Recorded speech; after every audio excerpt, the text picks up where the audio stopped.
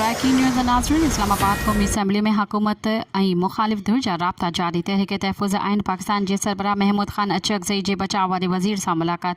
मुल्क खे मसइलनि मां कढण लाइ हुकूमत ऐं मुखालिफ़ धुर जो गॾिजी वेहण ज़रूरी आहे। अचकज़ई जिन अवां खे ॻाल्हियुनि जो मैंडेट ॾिनो उन्हनि खां इख़्तियार बि वठो। ख़्वाजा आसिफ़।